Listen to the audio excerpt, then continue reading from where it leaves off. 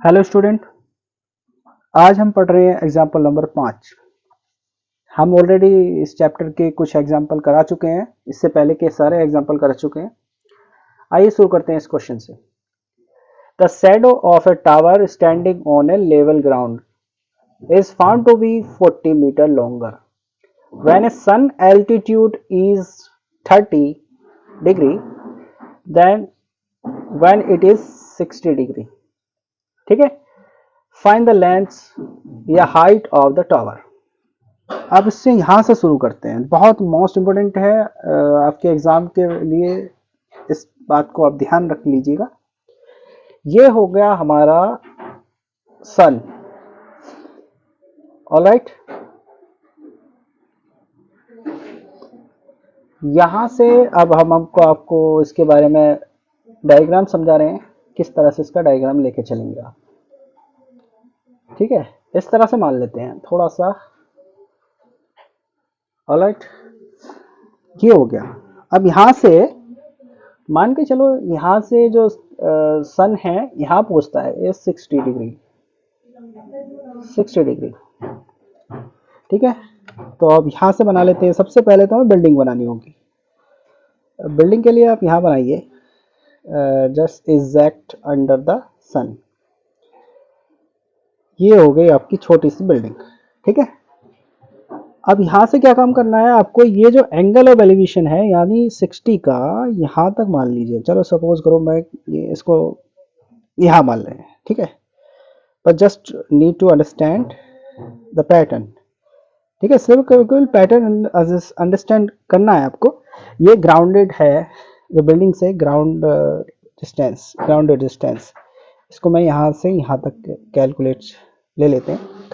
Angle of elevation ऊपर 60 का बन रहा है तो 60 का हो गया ये।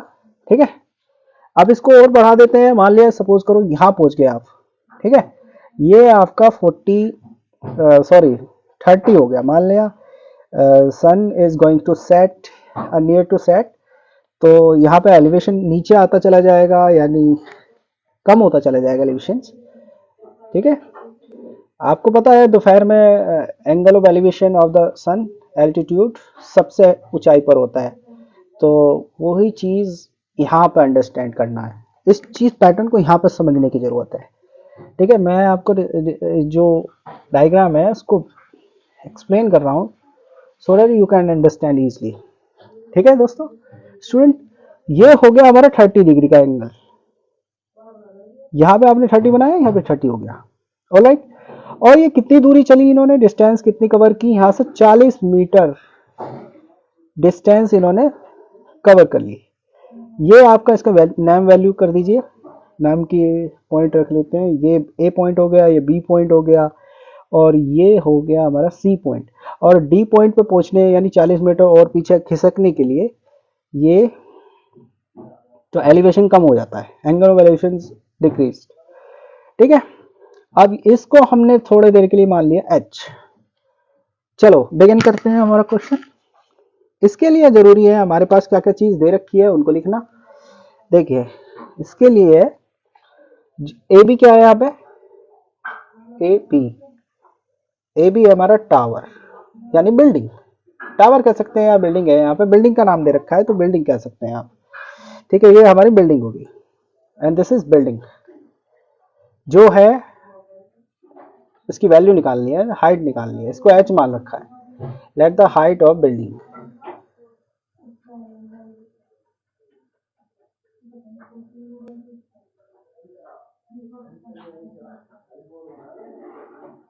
एच।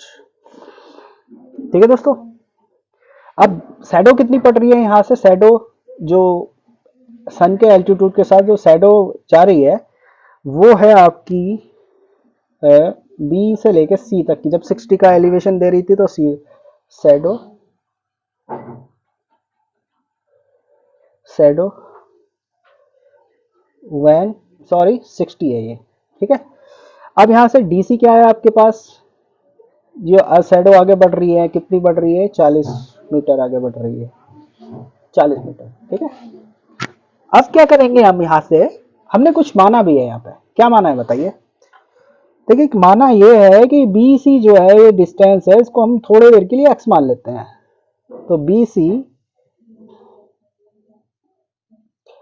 एक्स कार्य करना शुरू करते हैं। अब यहां से क्या करेंगे, वही हमारा इन राइट एंगल ट्रायंगल, कौन से वाले ट्रायंगल में लेंगे, कौन सा है, ए बी सी, छोटे वाले ट्रायंगल में ले लेते हैं ए बी सी।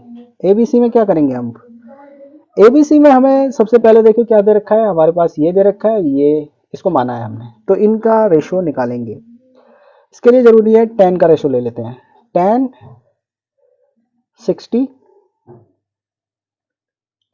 tan क्या होता है, मैं आपको वो फिर से बता देता हूँ, पंडित बद्री प्रसाद हर हर बोले, यानी tan होता है लास्ट वाला, ये साइन का होता है, ये कोस का होता है, ये tan का होता है। तो tan होगा परपेंडिकुलर अपॉन बेस। परपेंडिकुलर आपका कितना हुआ देखिए, यानी हाइट हो गई ए बी, अब बेस हमारा बी सी, इनकी दोनों की वैल्यू अपने एच अपॉन एक्स हो गया। और tan 60 कितने के बराबर होता है, √3 के बराबर होता है। ये टिग्नोमेट्रिक टेबल से आप इसकी वैल्यू याद कर सकते हैं। ठीक है दोस्तों, इसके लिए आपको जरूरी है, क्या जरूरी है, इसके लिए कैलकुलेशन करेंगे और यहाँ से एक वैल्यू निकाल लेंगे, एच की वैल्यू निकाल लेंगे। चलो, क्योंकि हमें एच की वैल्यू आगे क्वेश्चन में जरूरत पड़ने वाली है। एच इक्वल टू हो जाएगा हमारा x√3, इसको मान लेते हैं इक्वेशन फर्स्ट। ठीक है, अब यही काम जो है हम शुरू कर देंगे आगे। अभी आपको ये चित्र आपको दिखना चाहिए, डायग्राम यहां से शुरू करते हैं। ठीक है, यहाँ आगे इन राइट एंगल ट्रायंगल पूरे वाले में ए बी डी में, अब यहां से क्या करेंगे, वही रेशो लगाएंगे, वो भी tan का, क्योंकि यहां से एंगल ऑफ एलिवेशन आपका कितना है, कितना एलिवेशन हुआ है, 30 का एलिवेशन हो रहा है। परपेंडिकुलर ओवर बेस हो जाता है, परपेंडिकुलर ओवर बेस, ये आपको ऑलरेडी याद होना चाहिए। ठीक है, और भाई परपेंडिकुलर क्या है यहाँ पर, वही हाइट यानी ए बी, बेस क्या हो जाएगा, देखिए बी से लेकर डी तक की डिस्टेंस हो जाएगी, बी से लेकर डी तक की, जो किस किस से मिलकर बनी है। अगर आप लिखना चाहें तो आप इसको सॉल्व ही कर लीजिए आगे। tan 30 की वैल्यू 1/√3, ए बी कितना है हमारे पास अभी एच, ए बी है एच, बी डी क्या है, दो से मिलकर बन रहा है बी सी और डी सी, यानी B C plus D C, इनकी वैल्यू कर सकते हैं आप। ठीक है, मैं आपको और बढ़ा देता हूँ आगे। देखिए 1/√3 equal to H upon P C क्या है एक्स और डी सी है 40। ठीक है, आगे सोल्व कर लेते हैं। यहाँ से कैसे करेंगे, ये इधर चला गया, ये कैश क्रॉस मल्टीप्लाई। ठीक है, ये इसके साथ चला गया, यानी ये x plus 40 equal to h√3।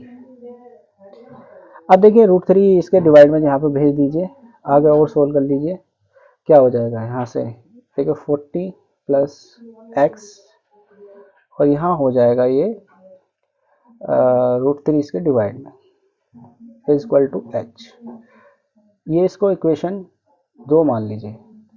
ठीक है, equating equation first and second,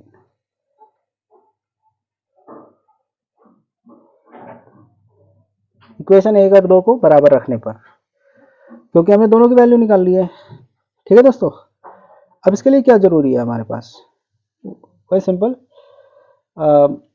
ये भी h की वैल्यू है और वो भी h की वैल्यू है, दोनों को बराबर रख देंगे, यानी x√3 बराबर हो जाएगा इसके 40 प्लस एक्स अपॉन √3। ठीक है, क्रॉस मल्टीप्लाई यहाँ से भी शुरू कर देंगे, ऐसे कितनी आ जाएगी, देखिए ये आ गई, इसकी मल्टीप्लाई अगर इसमें कर दी तो x रूट थ्री की मल्टीप्लाई पूरा 3 हो गया, √3 इंटू √3 पूरा 3, ठीक है। और ये इधर हो जाएगा इक्वल टू 40 प्लस x, ठीक है। x इधर ले आएंगे, 3x में से एक x चला गया इक्वल टू 40, ठीक है। अब यहां से क्या करना है, हमारे वैल्यू निकालनी है। 3x में से एक x चला गया, कितने बचे, 2x बचे, इज इक्वल टू 40 के बराबर हो गया। x बराबर हो गया आपका 20। इसे और सोल्व कर सकते हैं, आप दिखा भी सकते हैं, x बटे 40 में से 2 से भाग कर दीजिए 40 को, तो 20 आ गया, 20 मीटर, ठीक है, 20 मीटर, ठीक है। ये आपका 20 मीटर के बराबर हो गया, ठीक है। अब तो इक्वेशन ले लीजिए, इसे ले लीजिए फ्रॉम इक्वेशन फर्स्ट, यानी 20√3 हो गया, 20√3 की वैल्यू 1.73 सॉरी, ठीक है।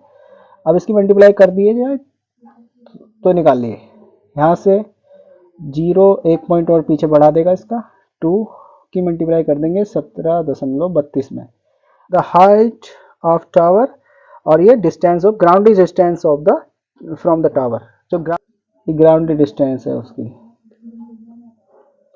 ठीक है, हाइट ऑफ बिल्डिंग, इसको टावर कह सकते हैं, कई किताब बुक्स में इसको टावर भी कहा रखा है, कई बुक्स में इसको बिल्डिंग भी कहा रखा है, आप कुछ भी कहें, सॉल्यूशन आपका आ चुका है। यहीं पे हम वीडियो को एंड करते हैं, नमस्कार।